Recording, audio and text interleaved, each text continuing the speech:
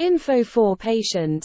अस्सलाम वालेकुम नाज़रीन, नई एपिसोड के साथ हैं और हमारे साथ डॉक्टर महबूब आलम चिश्ती साहब हैं। तो आज हम डॉक्टर साहब से जानेंगे, जब हम खाना खाते हैं तो वो खाने वाली नाली में बैकवर्ड होता है, तो उसके इशू क्या हैं, प्रॉब्लम क्या है, इसका इलाज क्या है, इसके बारे में डॉक्टर साहब से हम गुफ्तगू करेंगे। और अगर आपके कोई कमेंट्स हैं, किसी टॉपिक पे आप वीडियो बनवाना चाह रहे हैं, वो कमेंट्स में हमें लाजमी बताएं ताकि हम उस टॉपिक को भी कवर कर सकें। अस्सलाम वालेकुम सर। वालेकुम सलाम। जी सर, क्या हाल है, खैरियत? जी शुक्र अल्हम्दुलिल्लाह। अच्छा सर, गैस्ट्रोएसोफेजियस रिफ्लक्स डिजीज़ ये क्या है? इंग्लिश में तो इसे ये इस नाम से पुकारा जाता है, लेकिन उर्दू में इसका थोड़ा सा तर्जुमा लंबा हो जाता है। जी जी, तो ये क्या चीज़ है सर? तो इंग्लिश में इसका जो एब्रीवेशन है ना, वो GERD है, GERD, GERD। जी सर। Gastro-oesophageal reflux disease. और उर्दू में कोई इसका ख़ास नाम नहीं है वैसे, लेकिन अगर हम आम फहम बात करें तो अल्लाह ताला ने जो सिस्टम बनाया हुआ है वो ये है कि हम खाना खाते हैं और खाना मुंह से होकर फिर खुराक वाली नाली में जाता है, जिसको हम इसोफेगस कहते हैं। और इसोफेगस के ऊपर और नीचे वाले एंड पे दो स्फिंक्टर्स होते हैं, यानी एक मैकेनिज़्म है कि खाना वापस नहीं आ सकता, ना मुंह में आ सकता है और ना मैदे में जाने के बाद वो खुराक वाली नाली में आता है, यानी एसोफेगस में आता है। तो जो लोअर स्फिंक्टर है, ये अपर स्फिंक्टर और लोअर स्फिंक्टर होते हैं। तो जो लोअर स्फिंक्टर है वो किसी वजह से वो लैक्स हो जाता है, यानी वो नरम ढीला पड़ जाता है। तो खाना मैदे में जब जाता है तो डिफरेंट पोजीशंस में खाना जो है वापस मैदे की नाली में आना शुरू हो जाता है, जिसको हम रिफ्लक्स कहते हैं। यानी रिफ्लक्स हुआ मैदे से खुराक वाली नाली में, तो ये रिफ्लक्स डिजीज़ कहलाती है। और गैस्ट्रो मीन स्टमक, तो गैस्ट्रोएसोफेजियल रिफ्लक्स डिजीज़, इसमें बेसिकली जो मरीज़ की अलामात होती हैं वो ये हैं कि वो खाना खाता है तो उसको ये जो हमारी सामने वाली हड्डी है सीने वाली, इसके पीछे बर्निंग होती है, ठीक है। और रीगर्जिटेशन एक लफ्ज़ बोला जाता है, ये जो वापस आना है इसका नाम रीगर्जिटेशन है। और तीसरे नंबर पे उसको पेन भी हो सकती है, ठीक है, तो वॉमिटिंग भी हो सकती है, मतली भी हो सकती है। तो ये सारे सिम्टम्स जब पेशेंट में बढ़ना शुरू हो जाते हैं तो उसको हम इनिशियली उसकी हिस्ट्री पे ये सजेस्ट करते हैं कि शायद इसको GERD का प्रॉब्लम हो गया। जी। हार्ट की जलन या इसको कैसे डिफ्रेंशिएट किया जा सकता है? बड़ा टेक्निकल आपने सवाल किया है। यानी ये जो स्टमक के प्रॉब्लम्स होते हैं ये इतने बाज़ का कम्प्लेक्स बन जाते हैं कि किसी पेशेंट में जब इस तरह पेन हो रही होती है और उसको बर्निंग हो रही होती है तो बाज़ का क्लिनिशियन ये समझता है कि इसको हार्ट का प्रॉब्लम हो गया। जी सर। तो वो हार्ट बर्न बेसिकली इसीलिए नाम दिया जाता है कि वो दिल की तरह की बर्निंग होती है, लेकिन एक्चुअली वो स्टमक का प्रॉब्लम होता है। तो आप डिफ्रेंशिएट इस तरह करते हैं कि मरीज़ को जब पेन होगी, जी सर, तो वो सम टाइम पेन जो है वो लेफ़्ट आर्म में जिस तरह हार्ट वाले पेशेंट में होती है वो रेडिएट नहीं करती। अच्छा। वो पेन सिर्फ मैदे वाली जगह पर रहती है। और कुछ पेशेंट्स में कर भी जाती है, यानी कुछ पेशेंट्स ऐसे हैं जो हमने सुना हुआ है और देखा भी हुआ है कि जिनकी स्टमक की प्रॉब्लम हुई, ठीक है, और उसमें उनको कार्डिक पेशेंट समझा गया और इवन एंजियोग्राफी तक हो गई और वो नेगेटिव आ गई। अच्छा। तो बाज़ को बड़ा मुश्किल हो जाता है डिफ्रेंशिएट करना। पहले ECG करें, फिर उसके बाद कार्डिक एंजाइम्स कराएं और फिर उसके बाद इवन एंजियोग्राफी तक। तो ये सम टाइम डिफिकल्ट, लेकिन वो जो टिपिकल हार्ट के सिम्टम्स होते हैं, यानी जिसमें रेडिएशन ऑफ पेन है लेफ़्ट साइड पे, और वो पेन पीछे भी जा सकती है, पेन राइट साइड पे भी आ सकती है, नेक में भी जा सकती है, तो बहुत ज़्यादा मुश्किल हो जाता है सम टाइम्स। लेकिन अगर पेशेंट को, अगर वो हार्ट पेशेंट नहीं है पहले और डायबिटिक भी नहीं है, हाइपरटेंसिव भी नहीं है, तो फिर बहुत कम चांसेस है कि उसको हार्ट का प्रॉब्लम हो, एक्चुअली वो स्टमक का प्रॉब्लम हो रहा है। तो सर ये आमतौर पर किन मरीज़ों में हो सकता है? जो पेशेंट वेट गेन ज़्यादा कर देते हैं। अच्छा। यानी बेसिकली ये है कि इसोफेगस जो है वो हमारी जो एनाटमी है वो इसोफेगस नीचे आके, तो एक स्ट्रक्चर है जिसको डायफ्राम कहते हैं, डायफ्राम के अंदर से गुजरता है और नीचे फिर स्टमक शुरू हो जाता है। तो डायफ्राम वाला जो सुराख है, जो ओपनिंग है, उसको कहते हैं हाइटस। तो इसोफेजियल हाइटस है। तो वो हाइटस जो है वो बेसिकली जब थोड़ा सा लैक्स होता है, ठीक है, मतलब लैक्स होने का मतलब ये है कि वो नरम हो गया। तो ऐसे पेशेंट जो ओबीज़ हैं, ठीक है, जिनमें फ़ैट अंदर जमा हो जाती है, उस जगह पे भी जमा हो जाती है, वो पेशेंट में फिर ये होता है कि ये सिम्टम्स ऐसा ऐसा डेवलप होते हैं। जब वो लोअर एसोफेजियल स्फिंक्टर नरम हो जाता है, तो उसमें जगह फिर मिल जाती है कि खाना वापस आ सके। वैसे तो वो वन वे वैल्व होता है कि एक तरफ से जाता है, खाना वापस नहीं आता। लेकिन जब वो नरम हो जाएगा, लैक्स हो जाएगा ओबेसिटी की वजह से, और इसी तरह दूसरी रीज़न जो ओल्ड एज है, कुछ ऐसे पेशेंट्स हैं जो जिनकी इम्यूनिटी कम है, कुछ ऐसे पेशेंट्स हैं जो जिनको कुछ कनेक्टिव टिश्यू डिजीज़ होती हैं, तो उन पेशेंट्स में ये फिर जो रिफ्लेक्स है वो डेवलप हो जाता है। और ऐसे पेशेंट जो ओवर ईटिंग करते हैं, यानी कुछ साइकेट्रिक पेशेंट्स हैं, कुछ ओवर ईटिंग का ज़्यादा भरा होगा तो ज़ाहिर है वो खाना दोबारा ऊपर आ जाएगा। खाना खाने के बाद अगर आप यानी एक तो वैसे ही हुक्म भी है कि आप स्पेशली रात के खाने के बाद अगर आपने लेटना है तो उससे कम से कम 2 घंटे पहले खाना खाएं, और खाना खाने के बाद 40 से 60 कदम, ये शायद सुन्नत मुबारका भी है, सुना हुआ मैंने।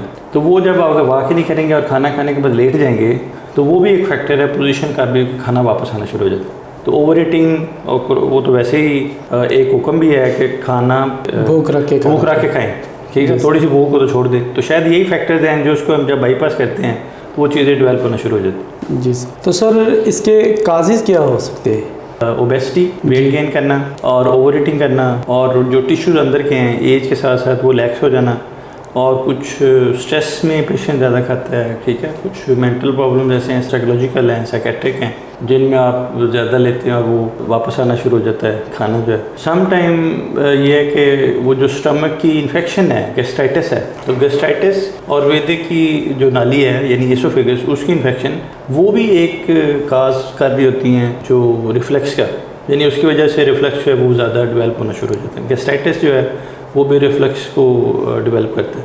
तो सर ये छोटी एज में भी होने का खर्चा हो सकता है इसका? बहुत कम है, यानी छोटी एज में अगर वो बच्चा जो ज़्यादा ओबीज़ है तो पॉसिबिलिटी हो सकती है, लेकिन ये अडल्ट्स टू मिडिल एज की बीमारी ज़्यादा है। सर मैं दोबारा क्वेश्चन रिपीट कर रहा हूँ, ये जो दिल की जलन है, हार्ट बर्न और मैदे की जलन, इसको कैसे डिफ्रेंशिएट किया जा सकता है? क्योंकि आपने कहा कि कई दफ़ा डॉक्टर भी कंफ्यूज हो जाते हैं, इवन कि उसके बहुत एंजियोप्लास्टी, एंजियोग्राफी वगैरह भी की जाती है और वो बाद में नेगेटिव आ रही होती है। बेसिकली जो मैदे का प्रॉब्लम होगा ना, उसमें ये समझ लें कि जो प्रीवियस हिस्ट्री पेशेंट की है शायद वो नहीं होगी, यानी उसको शुगर नहीं होगी, उसको ब्लड प्रेशर नहीं होगा, उसको हार्ट का पहले प्रॉब्लम नहीं होगा। अच्छा। वो बिल्कुल यानी नॉर्मल पेशेंट होगा, ठीक है, लाइकली, और उसमें एक जलन शुरू हो गई तो आप कहते हैं यार इसकी तो पहले हिस्ट्री नहीं है, लेकिन फिर भी रूल आउट किया जाता है। अब एक चीज़ ऐसी है कि अभी खाना खाया और खाना खाने के बाद फ़ौरन जलन शुरू होगी, तो आप कहते हैं यार इसे ज़्यादा मैदे से रिलेटेड ही लग रहा है, और बाज़ का तो वो अगर खाने के बगैर शुरू हो गया तो और हिस्ट्री भी है प्रीवियस, तो आप कहते हैं कि ये स्टमक का नहीं लग रहा, ये तो कार्डिक प्रॉब्लम है। दूसरी जो पेन जो मैंने पहले कि जिस तरह बर्निंग के साथ जब पेन होती है तो पेन रेडिएट करती है लेफ्ट साइड पे, और उसके साथ बाकी सिम्टम जो है स्वेटिंग होना, यानी इरिटेशन होना, कलर का चेंज होना, फेंट हो जाना, ये सारी चीज़ें हार्ट से ज़्यादा वो रिलेट करती हैं, और हार्ट पेशेंट को टाइम नहीं देता। अगर एक पेशेंट कहता है जी मुझे तो रात से जलन हो रही है, अच्छा, और अब दोपहर हो गई है, ठीक है, तो वो लाइकली हार्ट की प्रॉब्लम नहीं होगी, क्योंकि हार्ट की जलन और हार्ट की पेन और हार्ट की सिम्टम्स वो पेशेंट को टाइम नहीं देते, पेशेंट कोलैप्स हो जाएगा। ठीक। तो सर इसको डायग्नोज करने का क्या तरीकाकार है? क्या क्या टेस्ट करवाए जाते हैं जो मैदे की जलन होती है? बेसिकली हिस्ट्री पेशेंट की डिपेंड करती है। जब हिस्ट्री ज़्यादा लंबी हो गई, ठीक है, तो ये जो डोमेन है गर्ड के साथ एक और लफ्ज़ हम यूज़ करते हैं जिसको हाइटल हर्निया कहते हैं। हाइटल हर्निया ऐसे ही है जैसे जो बाहर के हर्नियाज हैं, यानी इंग्वाइनल हर्निया या पैराम्बलिकल हर्निया, तो ये हम इसको कहते हैं एक्सटर्नल हर्नियाज। जो हाइटल हर्निया है वो इंटरनल हर्निया है, यानी वो पेट के अंदर है, उसको बाहर आपको पता नहीं चलेगा। तो वो हाइटल हर्निया यूजुअली एसोसिएटेड होता है गर्ड के साथ। अब वो हाइटल हर्निया क्या है जो मैं आपसे गुजारिश कर रहा था कि पेशेंट की चीज़ें थोड़ी सी लैक्स हुई, यानी वो जो हाइटस था जिससे एसोफेगस नीचे आ रहा है और नीचे आके स्टमक शुरू हो रहा है, तो वो स्टमक बाज़ का तो उसका जो जंक्शन है एसोफेगस का और स्टमक का, वो उस हाइटस के थ्रू, ओपनिंग के थ्रू ऊपर चला जाता है, यानी चेस्ट में। जी सर। और एक ये सिनेरियो होता है कि जो स्टमक का एक पार्ट है वो उस सुराख के थ्रू वो चेस्ट में चला जाता है। तो ये दो हाइटल हर्निया की एक किस्में हैं, स्लाइडिंग है और रोलिंग है। अच्छा, गर्ड के मरीज़ों को काफ़ी ज़्यादा परसेंटेज है, शायद मोर देन 30-40% कि वो हाइटल हर्निया के साथ एसोसिएटेड होती है गर्ड, ठीक है। अब आपने सवाल किया कि वो पता कैसे चलेगा। तो एक तो सिम्टम्स हैं, यानी मरीज ने कहा जी मुझे, मैं जब खाना खाता हूँ तो जलन शुरू हो जाती है, उससे खाना मेरे गले में आता है और कभी कभी पेन भी होती है। तो ये एक टिपिकल सिम्टम्स हैं। तो आप कहते हैं यार खाना जब गले में आ रहा है तो ये रीगर्ज हो रहा है, यानी वापस आ रहा है। जी सर। तो बेसिकली डायग्नोज कौन करता है? एंडोस्कोपिस्ट, यानी अच्छा। ये डोमेन जो है वो गैस्ट्रोएंटरोलॉजिस्ट का है। जी सर। और मैं एज ए सर्जन अगर इसको मैं डिस्कस करना चाह रहा हूँ तो उसकी खास वजह है। जी सर। वजह ये है कि जब गैस्ट्रोएंटरोलॉजिस्ट एंडोस्कोपी करते हैं और वो डायग्नोज कर लेते हैं कि ये तो लोअर एसोफेजियल स्फिंक्टर तो लैक्स है, नरम हो गया है। जी सर। और उसके साथ हर्निया भी है, ठीक है। तो वो फिर लेबल करते हैं कि ये पेशेंट गर्ड का है और उसको हाइटल हर्निया भी है। जी सर। और हाइटल हर्निया की फिर आगे ग्रेड्स हैं कि माइल्ड है, मॉडरेट है या ज़्यादा बड़ा है। अब उसके बाद जब वो मेडिकेशन शुरू कर देते हैं, यानी उस मेडिकेशन में उसको काफ़ी सारे मजेज़ हैं जो आपका अगला सवाल भी बन सकता है कि इसको आप ट्रीट कैसे करेंगे। यानी जब उन्होंने डायग्नोज कर लिया तो अब वो ट्रीटमेंट कैसे शुरू करेंगे। ट्रीटमेंट में यानी एक जनरल जो हम कहते हैं लाइफस्टाइल मॉडिफिकेशंस, और फिर उसके बाद मेडिसिन, ठीक है, और फिर एंड पे सर्जरी का रोल आता है, जिसके लिए हमने ये टॉपिक जो है वो चूज़ किया। वो पेशेंट को ये समझाते हैं कि आप खाना एक वक्त में ज़्यादा ना खाएं, ठीक है, यानी फ्रीक्वेंट मील्स, स्मॉल मील्स। अब एक टाइम उन्होंने अब 2-3 रोटियां खा गए इस तरह, तो उसमें थोड़ा सा भूख रख के खाएँ, 3 दफ़ा की बजाय 6 दफ़ा खा लें और कम खा लें, ठीक है। फिर उसके बाद ये होता है कि खाना खाने के बाद आप फ़ौरन लेटे ना, यानी वो जो हम पहले बात कर रहे थे कि उसको वॉक करें। और ये तो मेरा हकीम लुकमान का मैंने सुना हुआ है कि चाहे तुम्हें पत्थरों पे चलना पड़े, यानी इतनी इंपॉर्टेंस उन्होंने दी कि रात के खाने के बाद। अच्छा। और हदीस मुबारक का मैंने सुना हुआ है कि 40 कदम भी है और 60 कदम भी है, तो वो बहुत ज़रूरी है।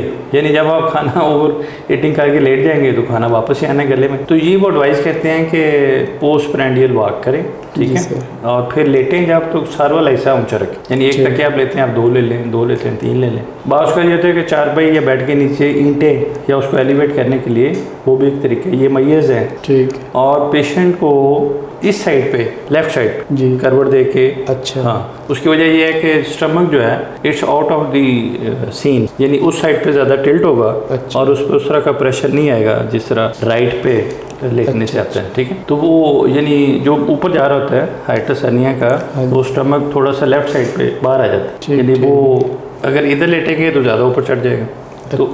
तो ये एक मय्यज़ है। और फिर ऐसी चीज़ें जो स्पाइसी हैं, यानी जिसमें रेड चिलीज़ हैं, ऑयली हैं, ठीक है, बाहर के खाने जिस तरह के हैं, फास्ट फूड है, ये चीज़ें सारी जो है वो डेफिनेटली वो गैस्ट्राइटिस भी करती हैं, वो अल्सरेशन भी करती हैं, ये गर्ड भी करेंगी, ठीक है, और वो हाइटल हर्निया भी डेवलप करती हैं। तो सारी चीज़ें फूड से रिलेटेड, ये तो पहला स्टेप है। अच्छा। यानी वेट कम करना और ये सारे मय्यज़ करना, this is life style modification, यानी अपनी लाइफ स्टाइल को चेंज करें। जी सर। दूसरा स्टेप क्या है? मेडिसिन है।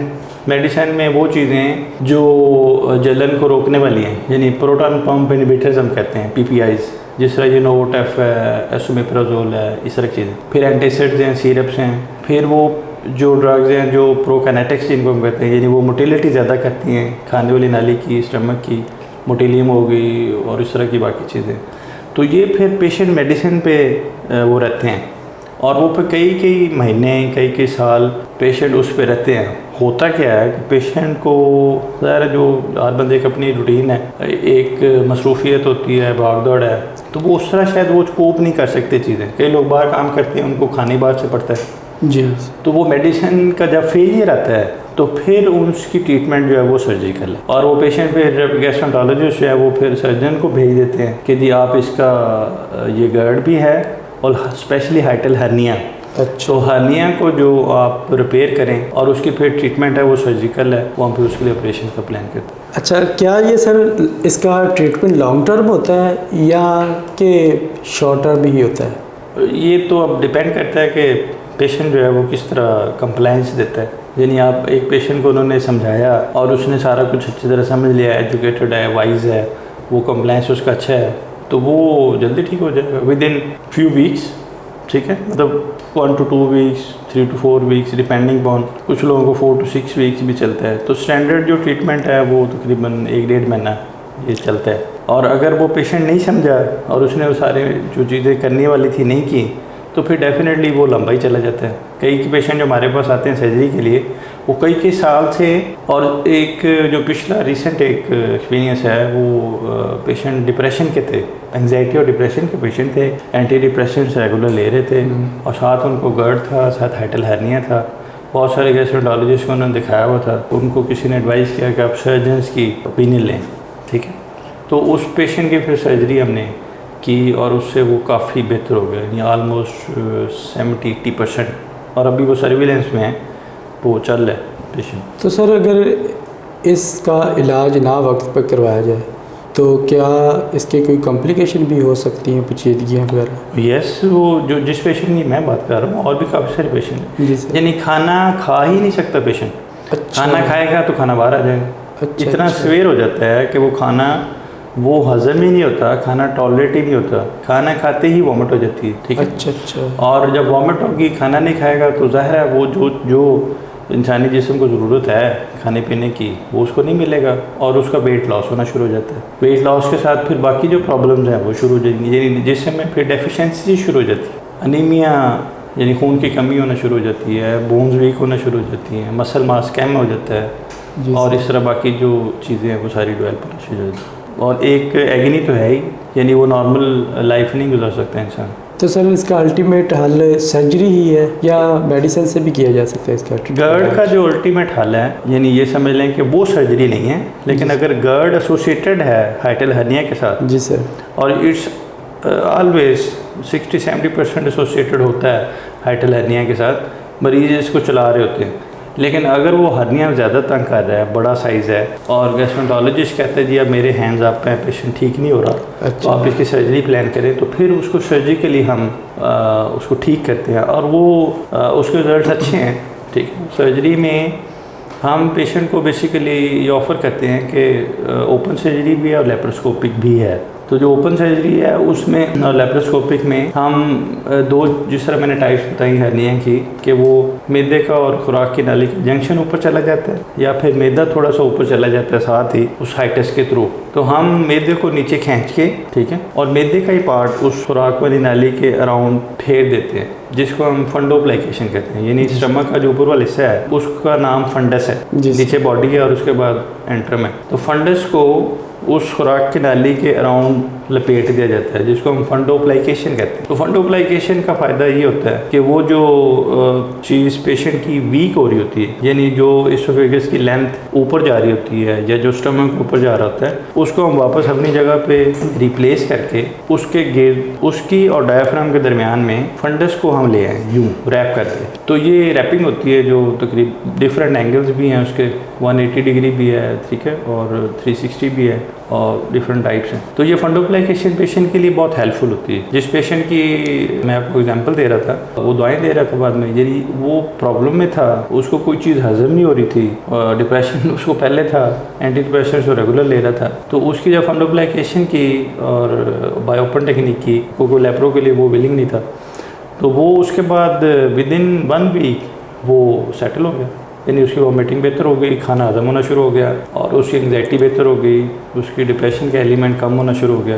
अब वो इंशाल्लाह पेशेंट आएगा तो फिर उसको हम एंटी डिप्रेसेंट के एसेस ऑफ कराएंगे। तो ये इसकी फाइनल जो ट्रीटमेंट है वो फंडोप्लाइकेशन है और उसका पेशेंट को काफ़ी फ़ायदा होता है। तो सर स्ट्रेस किस हद तक गर्ल्स पे इफ़ेक्ट करता है, गर्ल्स होने पे? स्ट्रेस तो बहुत सारी चीज़ों की वजह है, यानी जब बंदा स्ट्रेस में हो तो वो तो ओवर ईटिंग भी कर देता है, वो काम भी खाता है, उसका नींद भी डिस्टर्ब होती है और बहुत सारी अलामात हैं। तो स्ट्रेस में जब मेरे ख्याल है ओवर ईटिंग करेगा तो गर्ड की सिम्टम्स आना शुरू हो जाएगा। अच्छा, तो सर इसके लिए बेसिक टेस्ट कौन से आप करवाते हैं गर्ड्स के लिए? गर्ड के लिए तो एंडोस्कोपिक करके भेजा है उसने बेसिकली। अच्छा, यानी वो एंडोस्कोपिक करता है, उसको सारी जो फाइंडिंग हैं जो मैं अभी बता रहा था कि कुछ चेंजेस एसोफेगस में आ रही होती हैं, जो एसोफेजाइटिस की हैं, गैस्ट्रिक में आ रही होती हैं, स्टमक में गैस्ट्राइटिस की हैं, साथ हाइटल हर्निया डेवलप हुआ होता है और वो टाइप ऑफ हर्निया भी डायग्नोज करते हैं। तो वो बेसिकली उसने सारे टेस्ट कर लिए, तो उसमें डायग्नोसिस उन्होंने करके भेजा।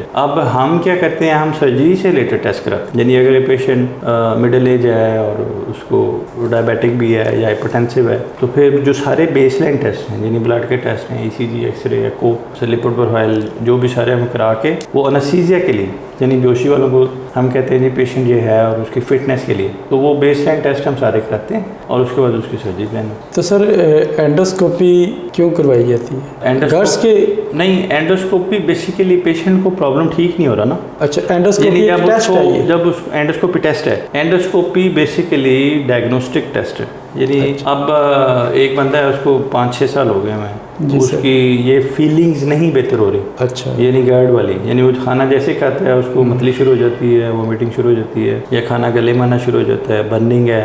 वो गर्ड तो डायग्नोज हुआ है क्लिनिकली कि ये गर्ड का पेशेंट है, लेकिन वो मेडिसिन से ठीक नहीं हो रहा। तो जब वो एंडोस्कोपी करके देखते हैं तो उसको साथ हर्निया अंदर डेवलप हुआ होता है गर्ड के साथ। तो वो जो हर्निया बेसिकली उसको ज़्यादा तंग कर रहा है, क्योंकि दोनों के सिम्टम्स ऑलमोस्ट सेम ही होती हैं। हाइटल हर्निया भी इसी तरह ही पेशेंट को तंग करेगा, और ये यूजुअली ये नहीं होता कि हाइटल हर्निया सिर्फ हो और गर्ड ना हो, तो दोनों एसोसिएटेड होते हैं। तो वो हाइटल हर्निया जब डेवलप हो रहा होता है तो फिर उसके साइज़ के मुताबिक मरीज़ को अलामात बढ़ना शुरू हो जाती हैं। ठीक है, तो उससे फिर वो डायग्नोज करते हैं कि ये गर्ड भी है और हाइटल हर्निया भी है। तो मेडिसिन से ठीक नहीं हो रहा तो फिर वो प्लान करते हैं कि सर्जरी को भी मिल जाए। ओवर द काउंटर जो मेडिसिन यूज़ की जाती है वो गर्ल्स के लिए किस हद तक हेल्पफुल हो सकती है? आप तो हर चीज़ मिल जाती है ओवर द काउंटर, PPI भी मिल जाएंगे, एंटासिड भी मिल जाएंगे, प्रोगनेटिव भी मिल जाएंगे। यानी उसमें अगर मरीज़ को इनिशियल सिम्टम्स हैं, यानी अभी शुरू हुआ है या थोड़ी देर हुई है, और वो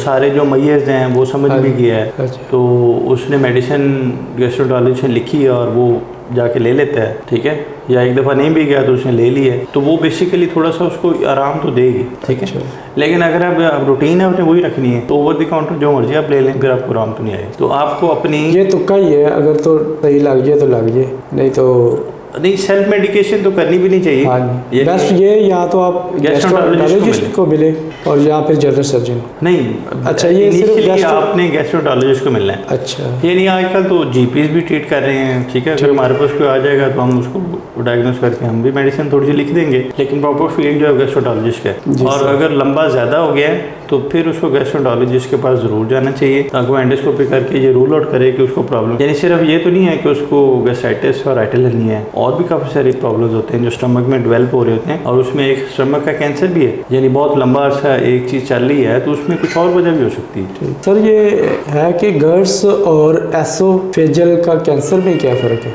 ये स्टमक का कैंसर या एसोफेजियल कैंसर में फ़र्क है? एसोफेगस का मतलब ये है कि वो जो खुराक की नाली से स्टमक तक आ रही है, इसको एसोफेगस कहते हैं। और एसोफेगस का जो लोअर पार्ट है वो जब स्टमक के साथ आगे निकल के स्टमक को बना रहा है, आगे स्टमक बन रहा है, तो वो स्टमक है। तो स्टमक का कैंसर मैदे में होगा और एसोफेगस का कैंसर खुराक की नाली में होगा। तो दोनों में बहुत ज़्यादा डिफरेंस है। खुराक की नाली में अगर कैंसर होगा तो मरीज़ की अलामत ये होगी कि खाना बंद हो रहा है, यानी गला बंद हो रहा है, खाना नीचे ही नहीं जा रहा। और अगर मैदे का कैंसर होगा तो उसमें खाना नीचे तो चला जाएगा, लेकिन हो सकता है उसको पेन हो रही हो सकता है उसको बर्निंग हो रही हो, उसको जलन हो रही हो। ठीक है, इसमें एक और भी है सर, खाना निगलने में जो मसला होता है वो शायद ENT के डोमेन में आता है या नहीं? ENT तो बेसिकली नाक कान गला ENT, लेकिन जो एसोफेगस के कैंसर ऑपरेट करते हैं वो ENT सर्जन नहीं करते। अच्छा, वो जनरल सर्जन करते हैं। थायराइड की सर्जरी, लेकिन खाना निगलने का इशू है वो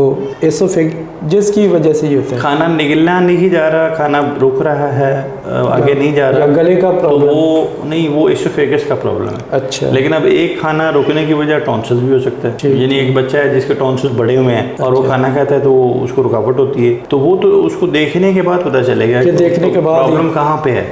यानी डिस्फेजिया जो है, जो खाने में प्रॉब्लम होती है, उसकी प्रॉब्लम सिर्फ एसोफेगस में नहीं है, मुंह में भी हो सकती हैं और उसके अलावा नीचे भी हो सकती हैं, स्टमक के लेवल पे भी हो सकती है, खुराक की नाली में भी हो सकती है, खुराक की नाली में भी हो सकती है। तो गर्ड का कैंसर से ताल्लुक नहीं है। गर्ड जो है वो नॉन कैंसरस बीमारी है। अच्छा, गर्ड कैंसर और काबिल इलाज है। यानी गर्ड एक लेवल पे जब रिफ्लेक्स ज़्यादा हो रहा होता है तो वो एक जो मेदे खुराक वाली नाली एसोफेगस है उसके लोअर एंड पे वो कैंसर का आस्कार भी सकती है। कुछ चेंजेस बहुत लॉन्ग स्टैंडिंग में आफ्टर मैनी इयर्स वो उसमें आ जाती हैं, जिसको बैरेट्स एसोफेगस कहते हैं। वो जो बैरेट्स एसोफेगस है वो बेसिकली कैंसर होता है, लेकिन उसमें अगर वो ज़्यादा फैल गया तो फिर वो रुकावट भी करेगा। तो वो जो खाने में रुकावट है वो एसोफेगस के कैंसर की अलामत है। अच्छा। और जो मैदे से रिलेटेड चीज़ें हैं जी ठीक है, अर्ली गैस्ट्रिक कैंसर जो होते हैं या लेट भी इवन, तो वो मैदे की अलामत से प्रेजेंट करते हैं पेशेंट। तो सर अब आप हमारे नाज़रीन को ये बता दें कि गर्स का जो मर्ज़ है क्या ये काबिल इलाज है? हाँ बिल्कुल है। मतलब अगर कोई सिम्टम इस तरह की डेवलप हो रही हैं तो सबसे पहले ये कोशिश करें कि इसके स्पेशलिस्ट डॉक्टर को मिल लें, यानी गैस्ट्रोंटोलॉजिस्ट। अच्छा। जो माहिर अमराज़ मैदा जिगर है, ठीक है, वो आपको ये सारी चीज़ें समझा देगा, ठीक है। और उसके बाद जो बात यानी एक कुरान पाक का एक हुक्म भी है कि जो जिस चीज़ के एक्सपर्ट लोग हैं उनकी बात को मानना चाहिए, ठीक है। बिल्कुल। अगर मैं एक मैकेनिक के पास जाऊंगा और मेरी गाड़ी का प्रॉब्लम है तो मुझे उसकी बात को मानना चाहिए, अगर वो अच्छा है तो। हाँ। तो अब अगर स्पेशलिस्ट का दौर है, स्पेशलाइजेशन का दौर है, अब तो सुपर स्पेशलाइजेशन का दौर है, तो वो उस बंदे के पास जाएं और वो आपको सारा एडवाइस करेगा और ट्राई टू डू इट, ठीक है। सारा उसको समझें, जो लाइफस्टाइल मॉडिफिकेशन हैं, जो खाने पीने की रूटीन है, जो मेडिसिन वो देते हैं वो कर लें। अगर वो ठीक नहीं हो रहा तो प्रॉब्लम तो दो जगह पे हो सकता है, ठीक है। या तो बीमारी बढ़ गई है, हाँ, और या फिर यह है कि बीमारी तो वही है, आप परहेज ज़्यादा नहीं कर रहे प्रॉपर, ठीक है। तो अगर लंबा हो जाए तो फिर उसको थोड़ा सा सोचना चाहिए कि इसका प्रॉपर इसको एवेल्युएट करें। यानी जब मैदे की प्रॉब्लम शुरू होती है तो थोड़ा सा परहेज करने से ठीक हो जाएगी, लेकिन जब ज़्यादा लंबी हो जाए तो फिर आपको एंडोस्कोपी पर जाना पड़ता है। जी सर। तो एंडोस्कोपी होगी तो पता चलेगा कि एक्चुअल प्रॉब्लम क्या हो रहा है, जो ये अलामात हैं, अच्छा। ठीक है। उसमें एक हमने ये भी डिस्कस की है कि हाइटस हर्निया शायद डेवलप हो रहा है, ठीक है, अंदर, और कैंसर भी हैं जो हम बात कर रहे हैं। हाइटस हर्निया भी इसी वजह से ही होता है, खाने की बेहतियाती की वजह से? नहीं, हाइटस हर्निया उस वक्त होगा जो जिस हम बात कर रहे थे कि ये जो नाली खाने वाली है वो जब नीचे गुजरती है, डायफ्राम से नीचे आती है, स्टमक को जुड़ती है, जी सर, तो उस जगह का नाम हाइटस है, यानी एसोफेजियल हाइटस। जी। जब वो हाइटस खुल जाएगा, यानी रिलैक्स हो जाएगा, खुला हो जाएगा, फैट की वजह से, एज की वजह से, डिफरेंट प्रॉब्लम्स की वजह से, ठीक है, या कुछ पेशेंट स्टेन करते हैं तो उसमें वो जो स्टमक है वो ऊपर जाना शुरू हो जाएगा। अच्छा। तो वो जब स्टमक ऊपर जाता है उसका नाम हाइटस हर्निया, या उस जोड़ ऊपर जाता है या स्टमक इटसेल्फ ऊपर चला जाता है। तो ये स्पेसिफिक काम जनरल सर्जन का है, ये गैस्ट्रोंटोलॉजिस्ट का है, डायग्नोज करना, ट्रीट करना। लेकिन अगर मेडिकल ट्रीटमेंट फेल हो रही है और उसको ठीक नहीं कर रही और पेशेंट प्रॉब्लम में है तो फिर वो कहता है भाई इसकी सर्जरी करते हैं। सर्जरी से वो अच्छे रिजल्ट्स हैं, बहुत सारे पेशेंट जो है वो 80-90% ठीक हो जाते। तो क्या सर इसकी सर्जरी एंडोस्कोपिकली भी की जा सकती है? जी, लेप्रोस्कोपिकली तो हम रूटीन में करते हैं, जी सर, यानी कैमरा बाय कैमरा और ओपन भी करते हैं, दोनों टेक्निक। तो दोनों ही सक्सेसफुल है? दोनों सक्सेसफुल। आप किसको रिकमेंड करते हैं, एंडोस्कोपी को या ओपन? एंडोस्कोपी का बेसिकली फ़ायदा ये है कि छोटे सुराख होते हैं, ठीक है, और वो 4 से 5 होते हैं और उसके थ्रू करने में पेशेंट को पेन कम होती है। यानी एक इंसान यूँ बड़ा लगा होगा, ठीक है, तो उसकी पेन शायद उसको ज़्यादा होगी और बाकी छोटे सुराख जो है उसकी पेन कम होगी, उसका स्टे हॉस्पिटल में कम हो जाता है। थोड़ी सी उसकी एक्सपर्टीज ज़्यादा मेडिसिन की भी डिमांडिंग है और उस थोड़ी कॉस्ट ज़्यादा है, लेकिन वो ज़्यादा कंफर्टेबल है पेशेंट के लिए। ठीक है। इसमें सर पेशेंट को मेडिसिन भी मेरे कम यूज़ करनी पड़ती, एंटीबायोटिक वगैरह? हाँ जी, लोग जो बड़ा ज़ख्म हो उसमें इन्फेक्शन के चांसेस ज़्यादा होते हैं, पेन किलर भी ज़्यादा देनी पड़ती है, स्टे भी थोड़ा सा लंबा होता है, लेकिन लेप्रोस्कोपिक में चीज़ें जो है वो कम यूज़ होती हैं। तो सर गर्ल्स के मरीज़ों के लिए आपका क्या पैगाम है? पैगाम यही है कि खाने पीने में ज़रा परहेज़ करें, बहुत ओवर ईटिंग रूटीन में ना करें, अपने आप का मतलब थोड़ा स्मार्टनेस का ख्याल रखें। वेट, मैं तो खुद थोड़ा 20 उम्र, लेकिन यह है कि वॉक शक रेगुलर करें, एक्सरसाइज करें, जो जंक फूड है, फास्ट फूड है, उसको ज़रा परहेज़ करें। और अगर अलामात डेवलप हो गई हैं, ठीक है, तो मतलब मुझे एक दफ़ा डेवलप हो गई थी और मैं गैस्ट्रोंटोलॉजिस्ट के पास ही गया था, उन्होंने एक आध हफ्ता मेडिसिन यूज़ कराई। लेकिन अगर आप एक हेल्दी लाइफस्टाइल गुजार रहे हैं तो इस तरह का प्रॉब्लम आपको हो गई, तो वो नौबत ही ना आने दें कि आप इस स्टेज पे आएँ कि आप गैस्ट्रोंटोलॉजिस्ट से मिलें और उसके बाद मेडिसिन लें